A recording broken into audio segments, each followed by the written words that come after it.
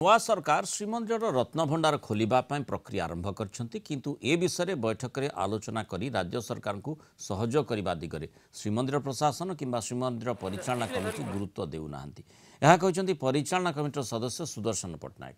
2018 रे रत्नभंडार खोलिबा को जाइथिबा प्राधिकृत कमिटी रिपोर्ट एवं 2023 रे लेजर स्कैनिंग रिपोर्ट रे रत्नभंडार असुरक्षित थिबा स्पष्ट होईछि किंतु परिचालना कमिटी ए बाबद रे मुह न खोलिबा दुर्भाग्यजनक बोली सुदर्शन पट्टनायक कहते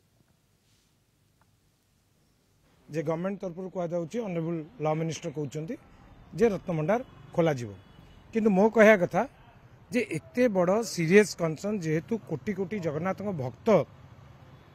वर्तमान कहते जहाँ आम रिपोर्ट रू देखिलु 2018 मसीह रत्नभंडार रे बहुत जगह डैमेज अच्छी